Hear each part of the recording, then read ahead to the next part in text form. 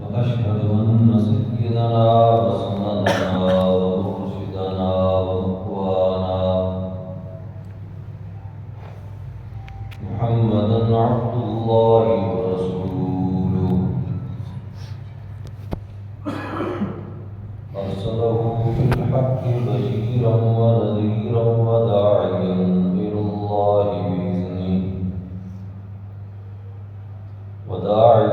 إلى الله بإذنه وسراجا منيرا. أما بعد فأعوذ بالله من الشيطان الرجيم. بسم الله الرحمن الرحيم.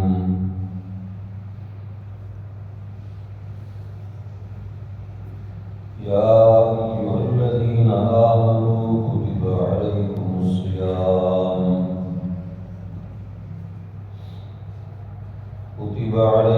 الصيام كما كتب على الذين من قبلكم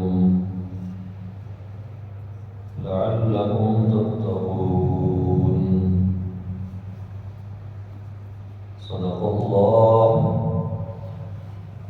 ومن أصدق من الله قيلا. اللهم صل على سيدنا ومولانا محمد وعلى آل سيدنا ومولانا محمد وبارك وسلم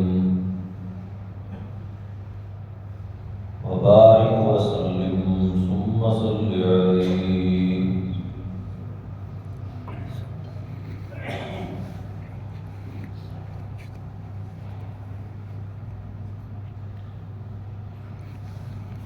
حضرات محترم،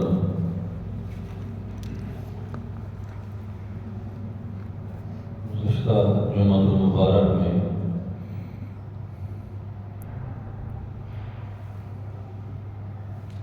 ماہ مقدس کے حوالے سے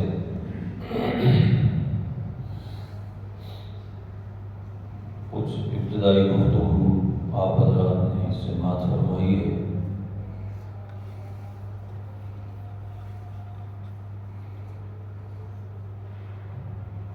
یہ مہینہ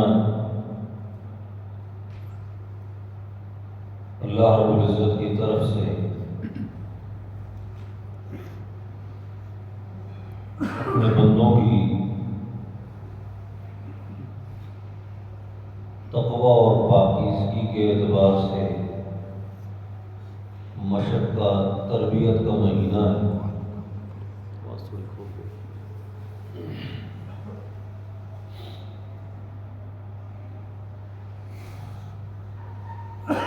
کہ سال کے باقی مہینوں میں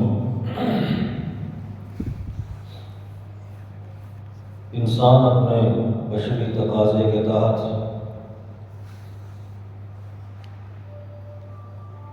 کچھ غفلت کر بیٹھتا ہے، کچھ کمیاں اور کوتاہیاں ہو جاتی ہیں.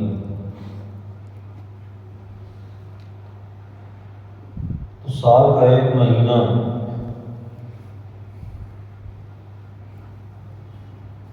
وہ اگر اپنی طبیعت پہ جبر کر کے بھی اللہ رب العزت کی مرضی کے مطابق گزارے گا تو اس کے اچھے اور بہترین اثرات سال کے باقی مہینوں میں بھی موجود ہوں گے. اور یہ بات بھی آپ کے سامنے بیان کی گئی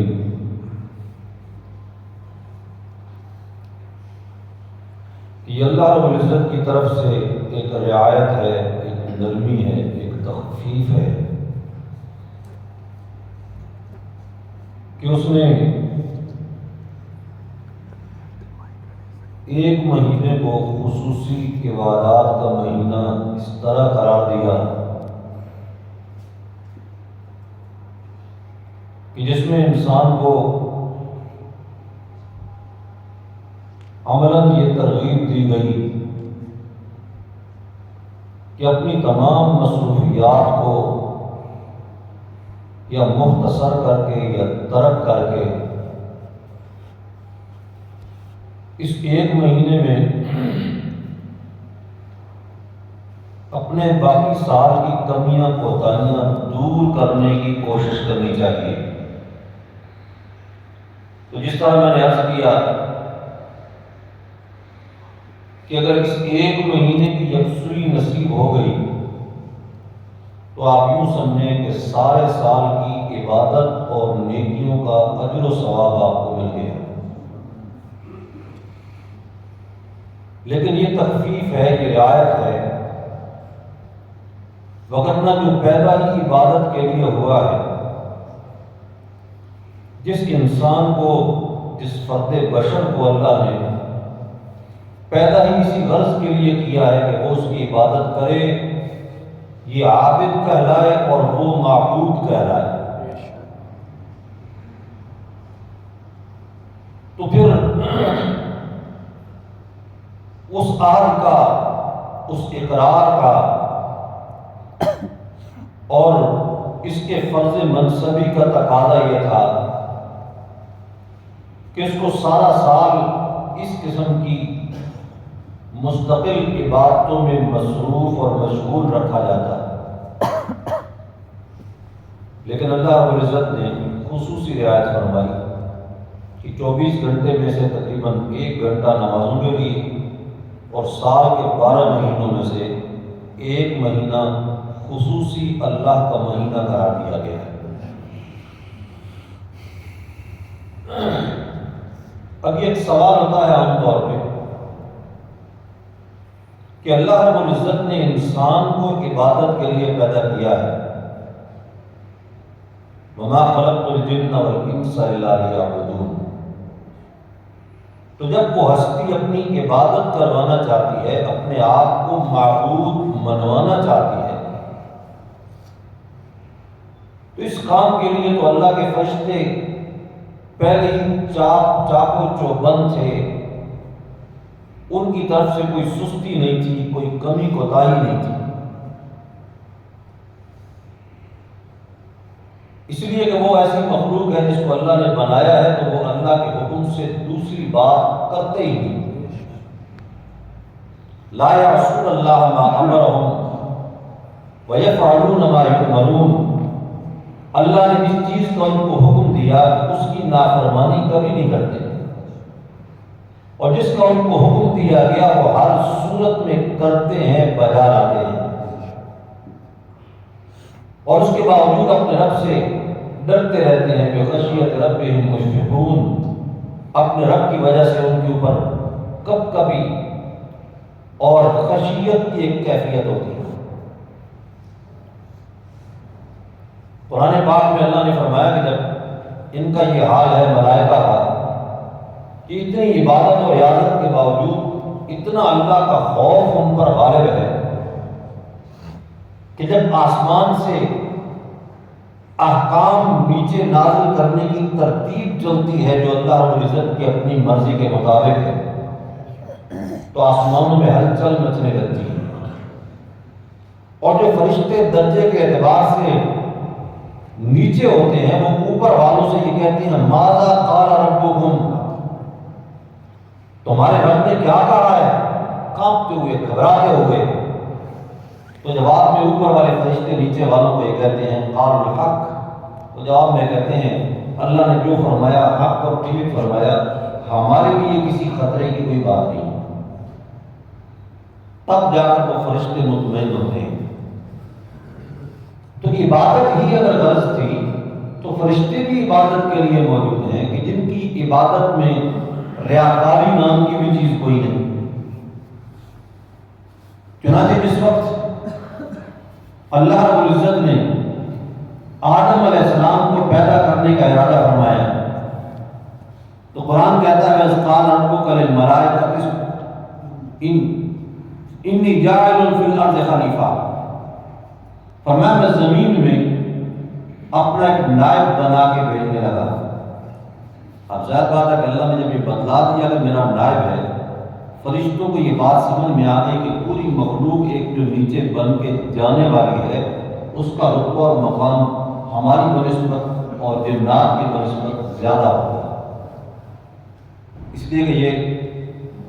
اللہ رب العزت کے احکام کو زمین کے اندر نافذ کرنے کی صلاحیت رکھتے ہیں یہ انسان، اور یہ کام انہی سے لیا گیا۔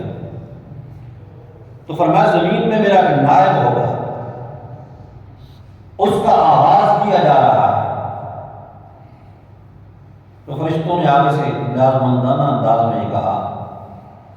قالوا اتجعل فيها من يفسد فيها ويسفك الدماء ونحن نسبح بحمدك ونقدس لك۔ فرشتوں نے کہا مولا آپ نے اس سے پہلے بھی ایک مخلوق کو زمین میں بھیجا تھا، جنات نام کی مخلوق کو، جنہوں نے زمین میں فساد کیا تھا، قتل و غارت ہوئی تھی۔ کیا پھر زمین میں ایک اور مخلوقات بنانے لگے ہیں؟ من یفسد فیہا ویسفک الدماء، جو زمین میں فساد بھی کرے، خون ریزیاں بھی کرے۔ ونحن نسبح بحمدک ونقدس لک، جو بات میں آپ کے سامنے بیان کرنا چاہتا ہوں، فرشتے پوری نیازمندی سے کہنے لگے کہ اے مالک الملک، اگر آپ کا ارادہ زمین پہ عبادت کروانے کا ہے تو وہ کام تو ہم پہلے ہی کر رہے ہیں، اور پوری عاجزی اور انکساری سے کر رہے ہیں۔ نحن نسبح بحمدک ونقدس لک، ہم آپ کی تسبیح بیان کرتے ہیں، آپ کی حمدیں اور کمالات بیان کرتے ہیں، اور آپ کی تقدیس بیان کرتے ہیں، آپ کو ہر قسم کے شرک سے پاک بیان کرتے ہیں۔ یہ تو ہم کام کر رہے ہیں، اور اگر یعنی معلوم بھی ہوتا ہے قرآن پاک کے اسلوب سے کہ وہ یہ کہہ رہے ہیں کہ اگر ہمارے وجود میں آپ اور طاقت بڑھا دیں اور بوجھ مزید ہمارے پر آپ ڈال دیں تو ہم کوئی انکار نہیں کریں گے، ہمارے کندھے اور بوجھ اٹھانے کے لیے بھی حاضر ہیں۔ لیکن اللہ نے کیا فرمایا جواب میں؟ قال انی اعلم ما لا تعلمون، فرمایا جو بات میں جانتا ہوں وہ تمہارے علم میں نہیں ہے۔ فرشتوں کی عبادت اور انسان کی عبادت میں فرق ہے، وہ اور قسم کی عبادت ہے، یہ اور قسم کی عبادت ہے، اس لیے کہ ان دونوں مخلوقات کی فطرت میں فرق ہے، خلقی مزاج کے اندر فرق ہے، وجود کے بنیادی عناصر میں فرق ہے کہ جس کی بنیاد پہ ان کی عبادت اور ان کی ہوگی۔ فرشتوں کی عبادت کمال والی عبادت نہیں ہے، بلکہ ایک اور لفظ میں کہہ دوں تو آپ حیران ہوں گے، فرشتوں کی عبادت ثواب والی عبادت بھی نہیں، ان کی عبادت کمال والی بھی نہیں، ثواب والی بھی نہیں۔ عبادت کرنا ان کی طبیعت کا حصہ ہے۔ آپ دوسرے لفظوں میں کہہ دیں کہ عبادت کرنا ان کی خوراک ہے، اس کے علاوہ ان کی خوراک ہی کوئی نہیں۔ اگر ایک انسان جو ہے وہ اچھا کھانا کھاتا ہے، اچھے مشروبات اگر استعمال کرتا ہے، اچھے پھل استعمال کرتا ہے، تو یہ استعمال کرنا جو مزاج کا حصہ ہے، یہ کوئی کمال کی بات تو نہیں ہوگی۔ ان کا تو مزاج ہے، ان کی اور خوراک ہی کوئی نہیں، نہ وہ کھانا کھاتے ہیں، نہ وہ پانی پیتے ہیں، نہ وہ روٹی کھاتے ہیں، نہ وہ پھل کھاتے ہیں، ان کا تو مزاج ہی ذکر ہے، اللہ کی عبادت کرنا ان کا مزاج اور ان کی خوراک بھی ہے، وہ اس کے بغیر نہیں رہ سکتے۔ اس لیے میں پہلے یہ کہہ چکا ہوں کہ جب آسمان سے فرشتے زمین پہ آتے ہیں، یہ آنا جانا لگا رہتا ہے، ایک فرشتوں کا لشکر شام کو اترتا ہے اور ایک صبح کو اترتا ہے۔ دن والے فرشتے الگ ہوتے ہیں، رات والے فرشتے الگ ہوتے ہیں، اور جب وہ زمین پہ آتے ہیں تو اپنے جس وقت تک اللہ نے ان کو زمین میں بھیجا ہوا ہے، جتنا وقت انہوں نے زمین میں گزارنا ہے، وہ مساجد کو تلاش کرتے ہیں، نیک مجالس کو تلاش کرتے ہیں، ذکر کی مجلسیں، علم کی مجلسیں، ان مجالس کے اندر وہ شریک رہتے ہیں، اس لیے کہ ان کی خوشی، ان کا مزاج انہی مجلسوں سے، انہی مسجدوں سے وابستہ ہوتا ہے۔ تو ان کی عبادت جو ہے وہ کمال اس اعتبار سے بھی نہیں ہے کہ انہوں نے عبادت کے علاوہ دوسرا کام ہی کوئی نہیں کرنا، نہ انہوں نے کمائی کرنی ہے، نہ انہوں نے روٹی بنانی ہے، نہ انہوں نے کھانا بنانا ہے، نہ انہوں نے زمین پہ ہل چلانے ہیں، نہ انہوں نے فیکٹریاں لگانی ہیں، انہوں نے کام یہی کرنا ہے۔ اور پھر مزید یہ کہ ان ان سے گناہ چاہنے کے باوجود بھی نہیں ہو سکتا۔ یعنی ہم تو انسان نماز پڑھنا چاہیں تو اپنی طبیعت پہ جبر کر کے پڑھتے ہیں، بعض اوقات گناہ کی طرف طبیعت مائل کرتی ہے، انسان اللہ معاف فرمائے نماز کو چھوڑ دیتا ہے، اللہ کی یاد کو چھوڑ دیتا ہے، گناہ کو ترجیح دے دیتا ہے۔ ان کے سامنے تو رکاوٹ ہی کوئی نہیں، گناہ انہوں نے کرنا ہی نہیں۔ عبادت ثواب وہ بنتی ہے کہ جس میں تکلف ہو۔ ہماری عبادت تکلف والی عبادت ہے کہ جس میں ہمیں تکلف کر کے عبادت کرنا پڑتی ہے، اور ثواب تکلف کی وجہ سے ہمیں حاصل ہوتا ہے۔ فرشتوں کی عبادت تکلف والی عبادت نہیں، تلذذ والی عبادت ہے۔ اب بات سمجھ رہی نہیں؟ فرشتوں کی عبادت لذت حاصل کرنے والی ہے، ہماری عبادت تکلف والی عبادت ہے کہ جس کے لیے ہمیں اپنی طبیعت پر اپنی مرضی کے خلاف کرنا پڑتا ہے، اپنے آپ کو مجبور کرنا پڑتا ہے، بعض اوقات اپنے نفس کو اپنے ضمیر کو بہلا کر لانا پڑتا ہے کہ چلو یار نماز پڑھ لو، رمضان کا مہینہ آ گیا ہے، قرآن سن لو، اللہ کی یاد کا مہینہ آ گیا ہے۔ اپنے آپ کو اور طبیعت اس کے باوجود کبھی ادھر بھاگتی ہے، کبھی ادھر بھاگتی ہے، کبھی ایک مجبوری، کبھی دوسری مجبوری، کبھی ایک قصہ، کبھی دوسری کہانی، لیکن اس کے باوجود انسان جب اچھی خاصی محنت کوشش کے بعد اپنے آپ کو آمادہ کر کے عبادت کے لیے لاتا ہے، اس عبادت کا جو اجر و ثواب ہے فرشتوں کو اس قسم کی عبادت کا تصور بھی حاصل ہے۔ اس لیے کہ یہ سارے ثواب کا دار و مدار اسی تکلف میں ہے کہ جتنی اس کو محنت کرنا پڑتی ہے اتنا ثواب ملتا ہے۔ تو ہماری عبادت امتحان ہے، ان کی عبادت امتحان نہیں۔ ہماری عبادت میں ہم سے یہ مطالبہ کیا گیا لِنَبْلُوَكُمْ أَيُّكُمْ أَحْسَنُ عَمَلًا، ہم زمین میں اس لیے تمہیں بھیج رہے ہیں تاکہ ہم دیکھیں کہ تم نیک اعمال کرنے والے لوگ کون ہو اور اللہ کو ناراض کرنے والے لوگ کون ہو۔ یہ امتحان ہے، یہ دنیا دار الامتحان ہے، اور امتحان اسی چیز کے اندر ہے کہ نیکی کا کام نہ چاہتے ہوئے کرنا ہے، نماز کو نہ چاہتے ہوئے بھی پڑھنا ہے، روزے کو نہ چاہتے ہوئے بھی رکھنا ہے، اور سامنے اس کے مد مقابل ہزاروں قسم کی ترغیبات بھی ہوں گی، ہزاروں قسم کے خوبصورت نقشے بھی ہوں گے، لیکن ہر چیز کو ٹھکرا کر اللہ کی طرف آنا اور متوجہ ہونا ہے۔ اس عبادت میں کمال بھی ہے، اس عبادت میں تکلف بھی ہے، اور اس عبادت میں اللہ کی طرف سے اجر و ثواب بھی ہے۔ اس لیے اس قسم کی عبادت پر فرشتے قادر ہی نہیں تھے، ان کے اختیار میں نہیں تھے، اس لیے کہ انہوں نے گناہ والا پہلو ہی نہیں دیکھا، ان کے مزاج میں دوسرا عنصر ہی موجود نہیں، لہذا ان کو یہ عبادت نہیں حاصل ہو سکتی تھی کہ جس کے ذریعے سے اللہ رب العزت کے عدل و انصاف کا نظام قائم ہو سکے۔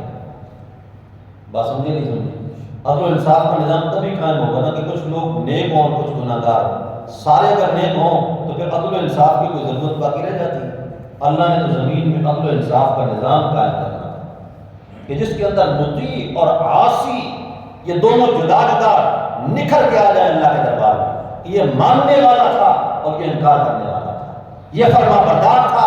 اور یہ نافرمان تھا، تاکہ دونوں نکھر کے سامنے آ جائیں۔ اس لیے زمین کے اوپر اللہ نے جب انسان کو بھیجا اس کے بعد فرمایا أَلَمْ نَجْعَل لَّهُ عَيْنَيْنِ وَلِسَانًا وَشَفَتَيْنِ وَهَدَيْنَاهُ النَّجْدَيْنِ، ہم نے اس کی دو آنکھیں بھی بنائی، اس کی زبان اور دو ہونٹ بھی بنائے، اور ہم نے اس کو دو راستے دکھا دیے، نیکی والا راستہ بھی دکھایا، بدی والا راستہ بھی دکھایا۔ اب اس کے بعد دوسرے مقام پہ فرمایا فَمَنْ شَاءَ فَلْيُؤْمِنْ وَمَنْ شَاءَ فَلْيَكْفُرْ إِنَّا أَعْتَدْنَا لِلظَّالِمِينَ نَارًا، ہم نے نیکی کا راستہ بھی واضح کر دیا ہے، اس کو بیان بھی کیا، پیغمبر کی زبانی اس پر عمل بھی کروایا، بیان بھی کروایا، پھر اس کی ترغیبیں بھی چلتی رہیں، قیامت تک اس کی ترغیب دینے والے آتے رہیں گے۔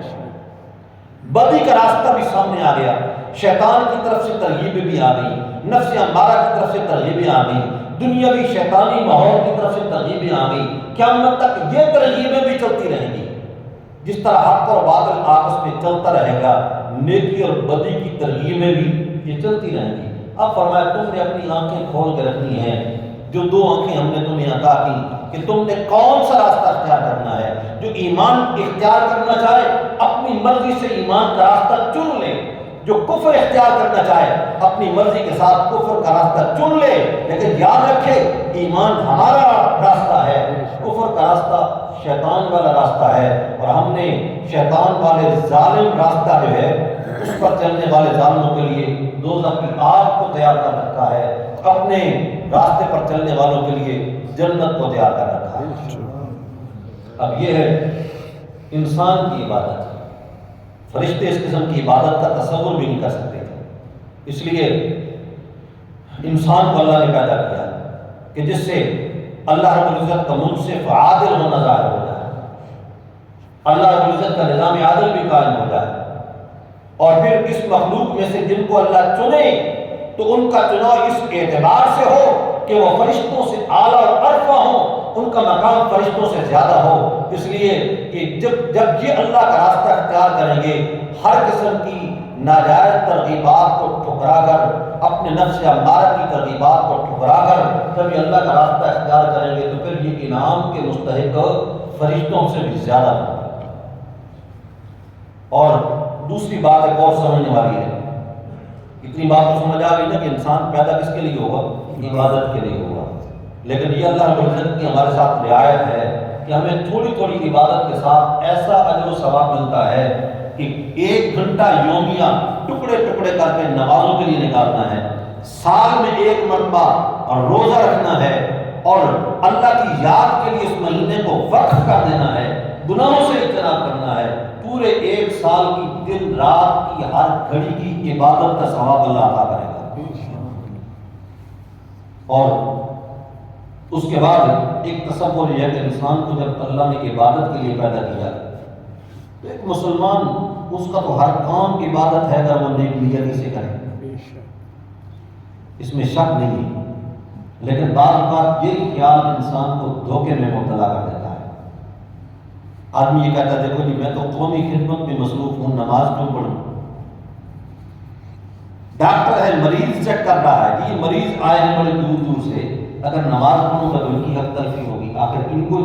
وقت دینا بھی یہ بھی تو عبادت ہے، انسانیت کی خدمت ہے، تو انسانیت کی خدمت، قوم کی خدمت، علاقے کی خدمت اور مختلف قسم کی خدمتوں کے میدان، ان کو بنیاد بنا کے انسان نمازیں چھوڑ رہے ہیں اور کہتے ہیں آخر وہ بھی تو عبادت ہے۔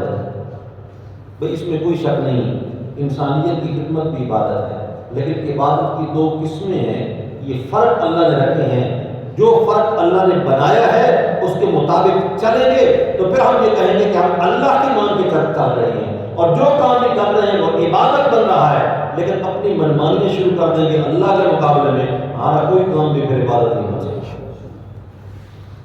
ایک عبادت ہے پہلے درجے کی جس کو کہا جاتا ہے براہ راست عبادت، ڈائریکٹ عبادت، دوسری عبادت ہے دوسرے درجے کی جو کہ براہ راست عبادت تو نہیں ہوتی، لیکن وہاں یہ کہہ دیا جاتا ہے اگر میرے پیغمبر کے بتلائے ہوئے طریقے کے مطابق یہ دنیا کا کام بھی کرو گے یہ عبادت بن جائے گا، کماؤ گے، تجارت کرو گے، تجارت کرنا تمہاری اتنی ضرورت ہے، یہ عبادت بن جائے گی، یہ براہ راست عبادت نہیں،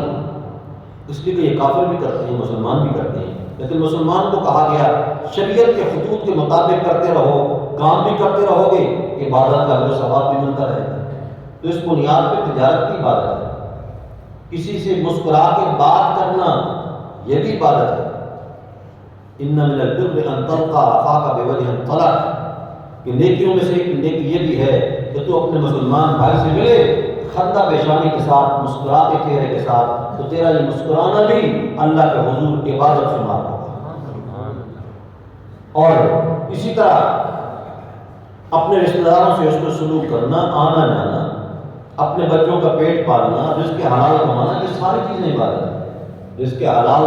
اس کی عبادت کے متعلق ایسی حوصلہ افزائی کی گئی حلال کمانے کے متعلق کہ رسول اللہ صلی اللہ علیہ وسلم کے دربار میں ایک مزدور آیا، ہاتھ سخت تھے مزدوری کرنے کی وجہ سے، جب آپ کو سلام کیا آپ نے ہاتھوں کا کھدرا پن محسوس کیا، اور میں کیا کرتے ہو؟ اس نے کہا یا رسول اللہ میں قاصب ہوں، مزدور ہوں۔ آپ نے آگے بڑھ کے اس کے ہاتھوں کا بوسہ لیا اور میں القاصب حبیب اللہ ہے، ہاتھ سے کمانے والا تو اللہ کا محبوب ہوا کرتا ہے، تو اللہ کا پیار ہوا کرتا ہے، اس میں کوئی شک نہیں کہ کمانا بھی عبادت ہے، اس لیے کمانے کی شریعت میں ترغیب دی گئی۔ پھر فرمایا جو سچائی، امانت و دیانت کے ساتھ کمائی کرے، شریعت کے اصول کے مطابق کرے، التاجر الصدوق الامین، کہ تجارت کرے جھوٹ بول کے سودا نہ بیچے،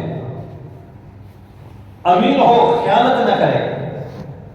ناپ تول میں کمی نہ کرے۔ فرمایا اگر ان اصولوں کے مطابق وہ تجارت کرے گا، مع النبیین والشہداء، معمولی فضیلت بیان نہیں کی، فرمایا کل قیامت کے دن انبیاء اور شہداء کے ساتھ کھڑا ہوگا۔ اس میں کوئی شک نہیں کہ تجارت کرنا بھی عبادت ہے،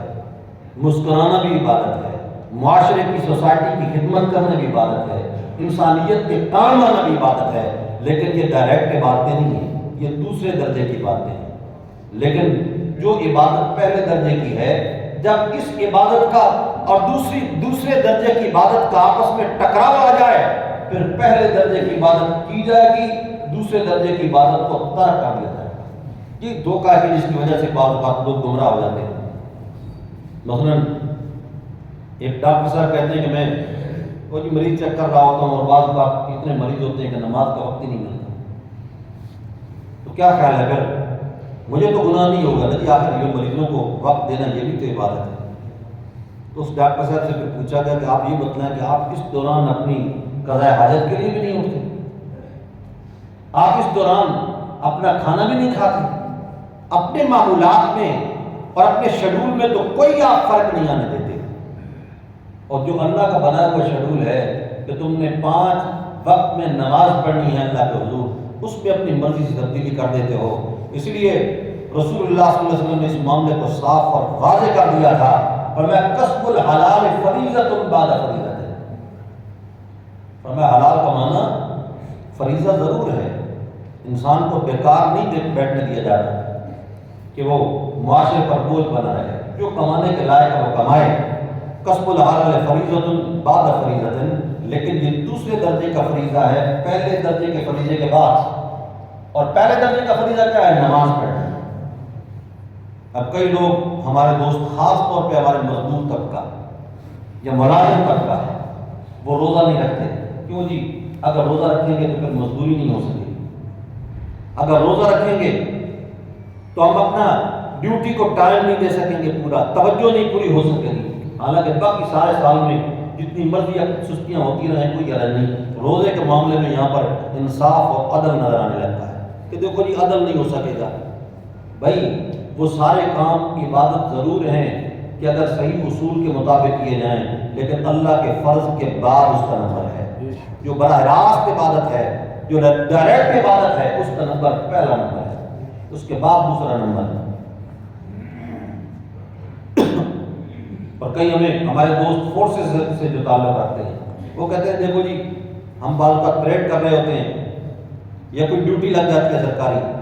تو بعض اوقات کئی افیسر ایسے آ جاتے ہیں جن کے لیے دعا کی جا سکتی ہے کہ اللہ ان کو ہدایت دے، کہتے ہیں وہ مجبور کرتے ہیں اپنے جونیئرس کو، بھئی آپ اس میں نماز نہ پڑھیں، آپ قومی خدمت کر رہے ہیں، آپ سرحدوں پہ ہیں، آپ قوم کی خدمت کر رہے ہیں، لہٰذا آپ نماز نہ پڑھیں، ہم فتویٰ دیتے ہیں کہ آپ کے لیے جائے۔ بھئی اس طرح ان پڑھ مفتی بننا جائز نہیں کسی کو۔ آپ اپنے شعبے میں کسی دوسرے کو برداشت نہیں کرتے جو بغیر پڑھ کے آپ کے سامنے آ کے پڑھ بولنا شروع کر دے۔ کوئی ڈاکٹر کے سامنے آ جائے اور آ کر میڈیکل کی باتیں کرنا شروع کر دے، ڈاکٹر پوچھتا بھی آپ نے ڈگری کہاں سے حاصل کی میڈیکل کی،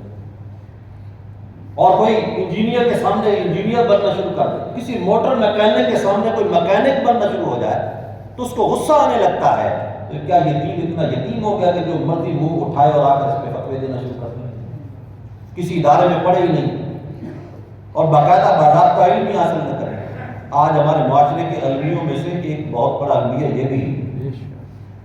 کہ 4 کتابیں اردو کی اس کا مطالعہ کرنے کے بعد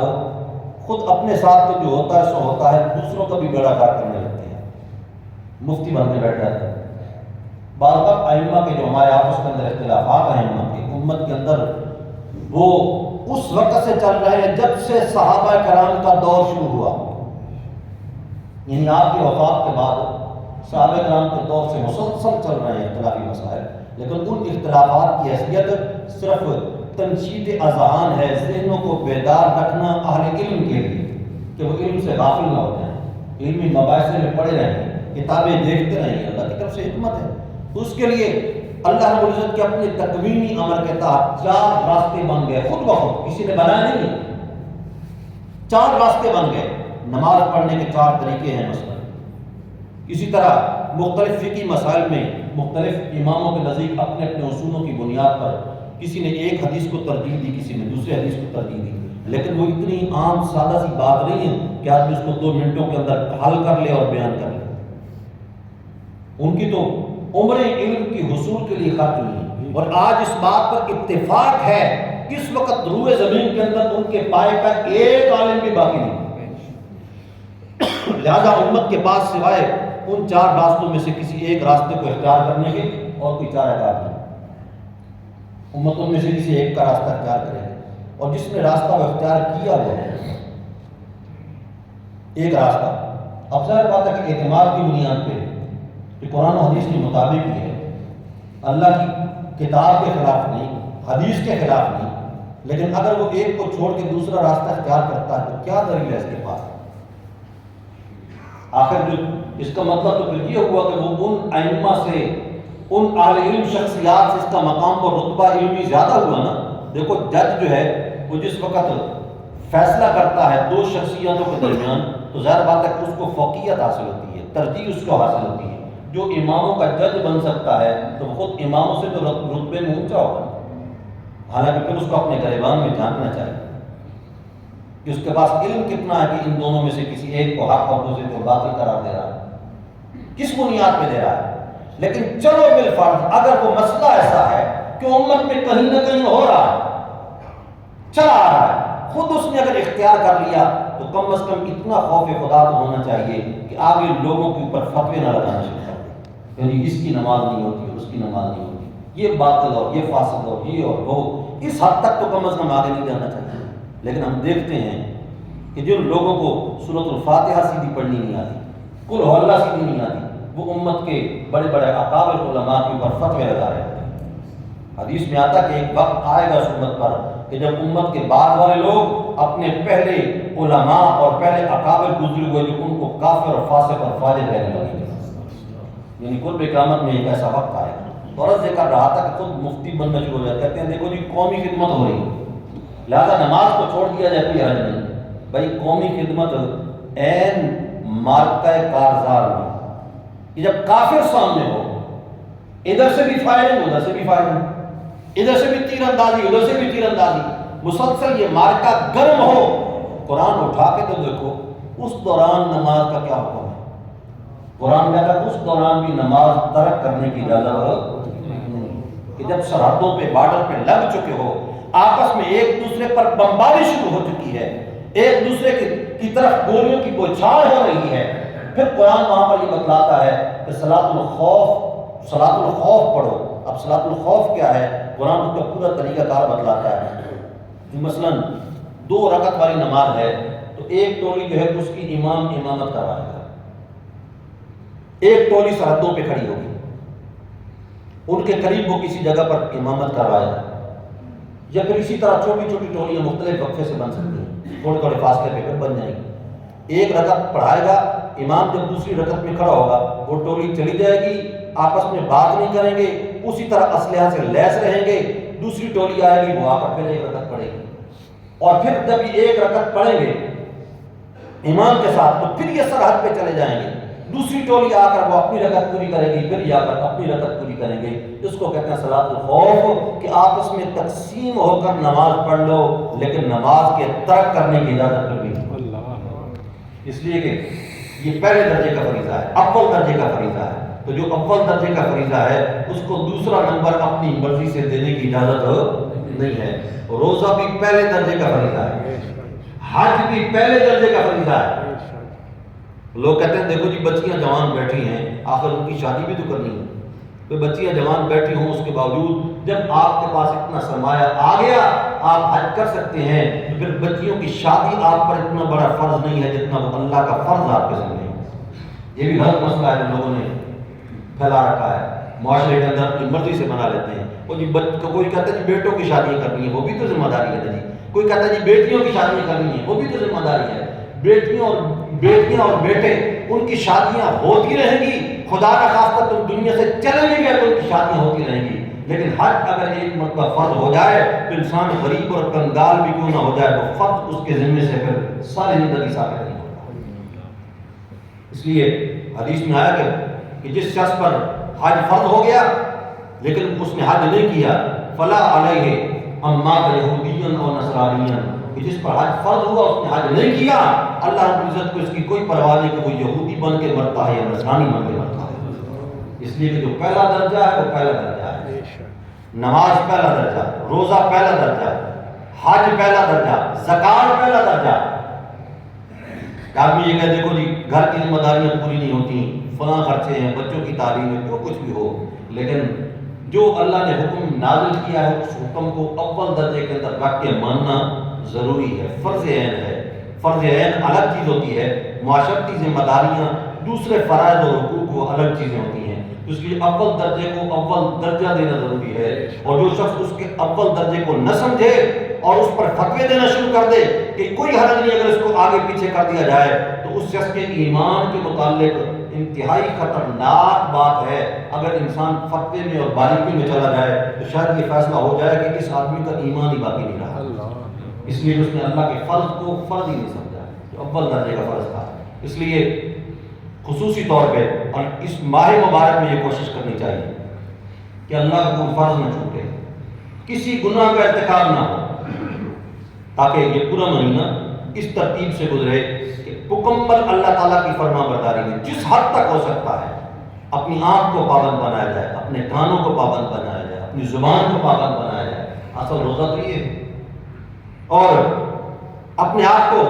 نمازوں کے اوقات کا پابند بنایا جائے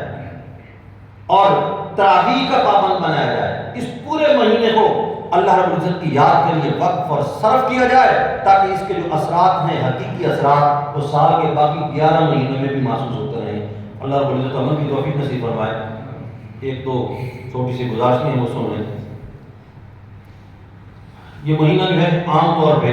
مسلمانوں کے مزاج میں، چونکہ یہ چیز جس طرح میں پہلے عرض کر چکا ہوں، طبیعت مائل ہو جاتی ہے کہ ماہ مبارک ہے لہٰذا اس میں کچھ کر لینا چاہیے۔